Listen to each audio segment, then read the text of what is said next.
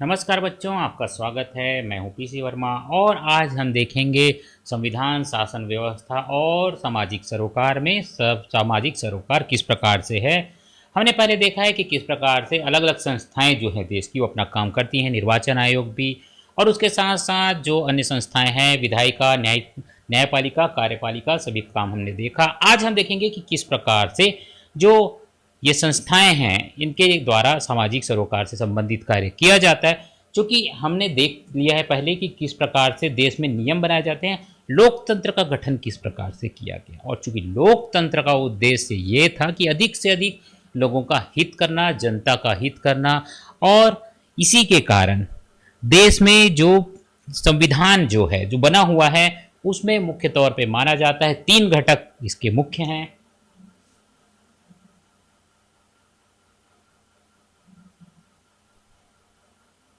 एक तरह से कहना चाहिए कि ये संविधान का उद्देश्य जो है वो है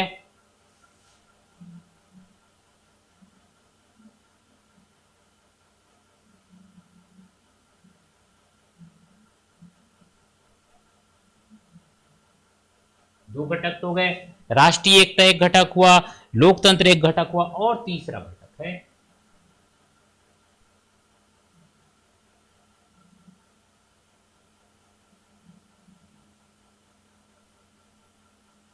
हमने पहले देखा था कि किस प्रकार से लोकतंत्र को जब बनाया गया था, संविधान अर्थात संविधान को जब बनाया गया था तब उसी समय ही ये स्पष्ट हो गया था कि यदि इसमें आवश्यकता पड़ी तो समय समय पे इसमें संशोधन किए जाएंगे, जो बातें आवश्यक है उन्हें उसमें जोड़ा जाएगा।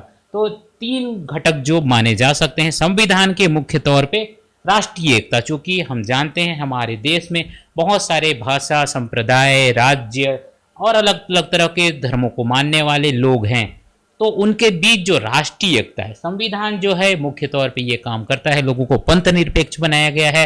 साथ ही साथ सभी को इससे छूट मिली हुई है कि वो अपने आधार पे अपने धर्मों का, अपने मान्यताओं का पालन कर सकते हैं और देश को चला सकते हैं। उसी प्रकार से लोकतंत्र है, जो कि लोकतंत्र की स्थिति जो है भारत में बहुत मजबूत है। इसके लिए निर्वाचन आयोग जो है लगातार काम करता है। अलग अलग लोग जो है, अलग अलग दलों के लोग हैं, साथ ही साथ जो आम जनता है वो भी बहुत ज़्यादा खुलकर अपनी भागीदारी लोकतंत्र में करती है। और बच गया सामाजिक परिवर्तन, तो हमने देखा है कि नियम बहुत सारे बनाए गए हैं, लोगों के मौलिक अधिकार बनाए गए हैं, उन्हें मौलिक अधिकार दिए गए हैं, लेकिन वो असीमित नहीं हैं। उन्हें इस प्रकार से बनाया गया है कि वो अपनी सीमाओं में हैं, जितनी आवश्यकता है लोगों की उसे देखकर मौलिक अधिकार दिए गए हैं। साथ ही साथ मौलिक अधिकारों का यदि हनन होता है तो उसे भी इसमें इस प्रकार से व्यवस्था दी गई है कि यदि किसी के मौलिक अधिकारों का हनन हो रहा है तो वो अपनी बात पहुंचा सकते हैं, अपने मामलों को वो बढ़ा सकते हैं, न्यायपालिका में जा सकते हैं और अपने मौलिक अधिकारों की रक्षा कर सकते हैं। संविधान में भी मौलिक अधिकारों की रक्षा करने के लिए बहुत सारी बातें की गई है, बहुत सारे नियम बनाए गए हैं। अब चूंकि हम जानते हैं कि समय हमेशा एक सा नहीं होता, समय बदलता है, समय के साथ साथ परिस्थितियां बदलती हैं, चीज़ें बदलती हैं। तो जब परिस्थितियां बदलती हैं तो नियमों में बदलने की आवश्यकता होती है, चीज़ों को बदलने की आवश्यकता होती है, और कानून जो है वो भी इस प्रकार से बनाने पड़ते हैं जो कि लोगों के हितों की रक्षा कर सके, और ये काम किया जाता है संविधान संशोधन के द्वारा। बहुत सारे संशोधन अब तक हो चुके हैं भारत के संविधान में, चूंकि आवश्यकता जिस प्रकार की थी। सबसे मुख्य है शिक्षा का अधिकार जो है इसमें शामिल किया गया है, वो हम देखते हैं।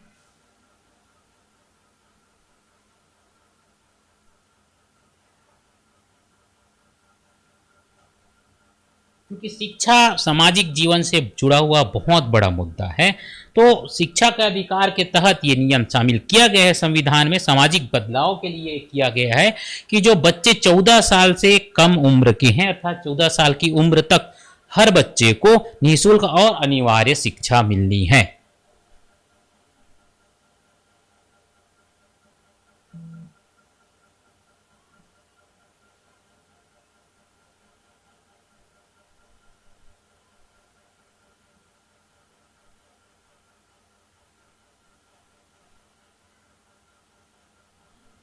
क्योंकि हम जानते हैं कि जीवन में बदलाव लाने का बहुत ही प्रमुख तरीका और मुख्य उपाय है शिक्षा।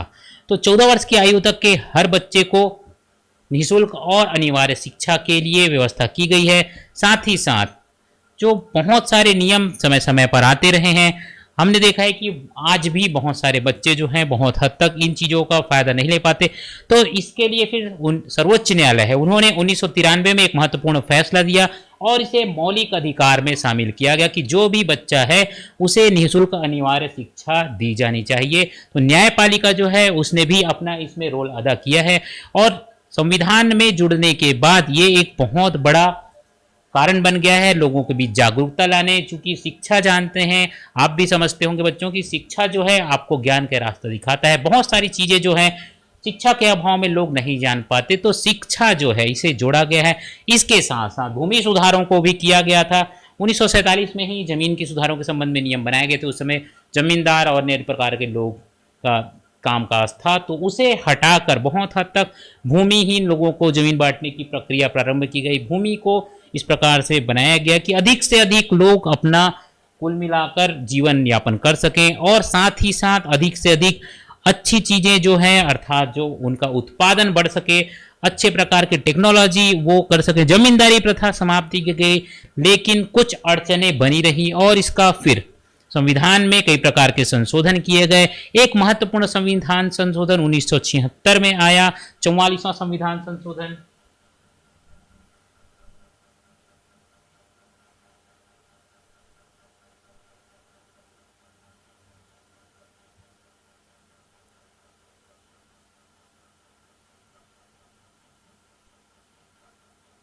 क्योंकि हम जानते हैं कि लगातार प्रक्रिया चलती रहती है और इसमें जो संपत्ति जो है उसे रखा गया था मौलिक अधिकार में, संपत्ति को हटाया गया 44वें संविधान संशोधन में।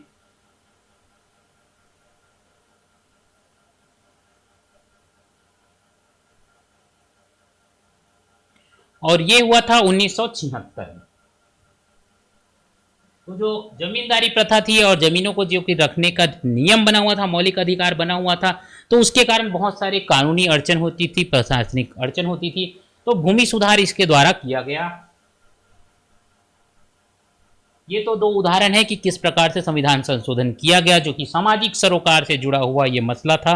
तो लगातार न्यायपालिका, कार्यपालिका, विधायिका और अलग अलग जो संस्थाएं हैं भारत की, उनके द्वारा लगातार ये प्रयास किया जाता है और इसके द्वारा हम देखते हैं कि किस प्रकार से तो परिस्थितियां हैं, असमानता है, भेदभाव जो है उसे हटाने का काम लगातार किया जा रहा है, नियमों संशोधन किया जा रहा है। जमींदारी प्रथा जो कि उस समय पे बहुत ज़्यादा थी उसे इस प्रकार से हटाया गया और इसके साथ साथ और भी कई चीज़ें की गई। चूंकि समय बदल रहा है तो संविधान के स्वरूप में भी बदलाव हो रहा है, तो विकसित हो किया जा रहा है धीरे धीरे समय के साथ साथ।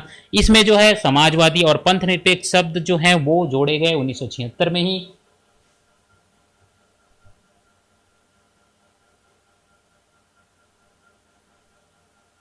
ये अपने आप में एक बहुत बड़ा परिवर्तन था, समाजवादी शब्द जो है।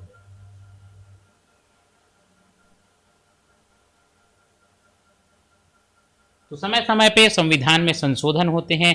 इसी प्रकार से 1992 में जो शक्ति होती है उसका बंटवारा किया गया अलग अलग स्तर पे, राज्य और केंद्रीय स्तर पे। क्योंकि संविधान में शक्तियों का वितरण राज्य और केंद्रीय स्तर पे ही था, तो यहाँ जो है 1992 में इसे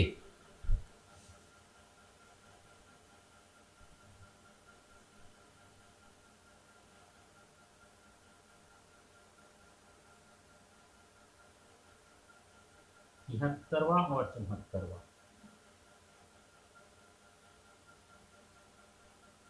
अब इसमें क्या हुआ कि केंद्र और राज्य के बीच में ही शक्ति होती थी, कामकाज वो करते थे। तो यहाँ पे बंटवारा किया गया और इसके द्वारा नीचे स्तर पे अर्थात तीसरा स्तर जो पंचायती स्तर है, पंचायत स्तरों को सशक्त किया गया।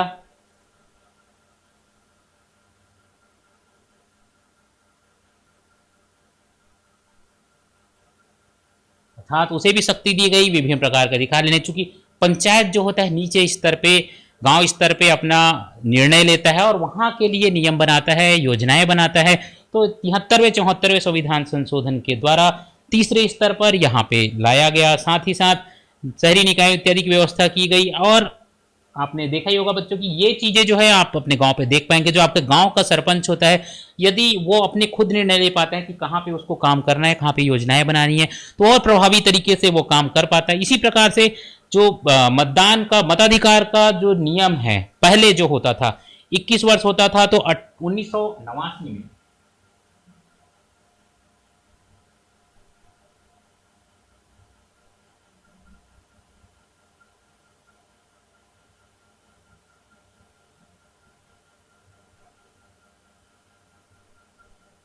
21 वर्ष से घटाकर 18 वर्ष किया गया, जिससे अधिक से अधिक लोग इसमें भागीदारी दे सकें। चूंकि 18 साल से अधिक आयु का होने के बाद जो नागरिक है वो सक्रिय रूप से अपना मताधिकार का प्रयोग कर सकता है। उसका मतदान का अधिकार मतदाता सूची में, हमने पहले देखा था निर्वाचन आयोग जो है मतदाता सूची तैयार करता है, तो वहां पे अपना नाम दर्ज कराएगा और ऑटोमेटिकली जो आप जैसे उम्र जैसे हो जाती है 18 साल से ऊपर की, तो बीएलओ जो होते हैं वो खुद घर में आकर नाम को जोड़ते हैं। साथ ही साथ मताधिकार में भाग लेकर लोग अधिक से अधिक और व्यवस्था को सुदृढ़ बना सकते हैं। इस प्रकार से बहुत सारी चीजें हैं जो कि शामिल की गई संविधान संशोधन में। हर प्रकार से लोगों को अधिक से अधिक भागीदारी का अवसर इस प्रकार से मिलता है, क्योंकि संविधान इस प्रकार से बनाया गया है कि अधिक से अधिक लोग संविधान में भाग ले सके। चूंकि हम जानते हैं भारत एक लोकतांत्रिक देश है जहां पे जनता जो है अपने लिए नियम बनाती है और अपने लिए ही अपने विकास के लिए मार्ग प्रशस्त करती है। तो ये जो संविधान है इसमें लगातार संशोधन होते आ रहे हैं। सामाजिक सरोकार जो है उसे पूरा करने का प्रयास किया जा रहा है। संविधान का रूप धीरे धीरे विकसित होता जा रहा है और अधिक से अधिक लोगों के लिए किस प्रकार से नियम बनाए जाएं, किस प्रकार से लोगों के बारे में सोचा जाए, उन चीज़ों को इसमें जोड़ा जा रहा है। और ये है जो संविधान है उसका बदलता रूप, सामाजिक सरोकार जो है अर्थात दायित्व जो है समाज के प्रति, उसे पूरा करने के लिए लगातार इस प्रकार का प्रयास किया जा रहा है। तो ये है बच्चों संविधान, शासन व्यवस्था और सामाजिक सरोकार, जिसमें हम अभी देख रहे थे सामाजिक सरोकार किस प्रकार से है। तो आपसे अनुरोध है बच्चों कि हमारे वीडियो को अवश्य लाइक करिए, साथ ही साथ हमारे साथ जुड़े रहिए, हमारे चैनल को सब्सक्राइब करिए। हम आपके लिए इसी प्रकार आपसे जुड़ी हुई चीज़ें लेकर आते हैं जो आपसे जुड़ी हैं, आपके काम की हैं। ज़रूर हमारे चैनल को सब्सक्राइब करिए, साथ ही साथ हमारे वीडियोस देखिए जिसमें बहुत सारे वीडियो हैं आपको मिल जाएंगे, अलग अलग चीज़ों के बारे में हैं, अलग अलग सब्जेक्ट के बारे में हैं, जिससे आपको निश्चित तौर पे लाभ होगा। तो आज के लिए इतना ही बच्चों, मैं पीसी वर्मा आपसे विदा लेता हूँ। धन्यवाद, नमस्कार।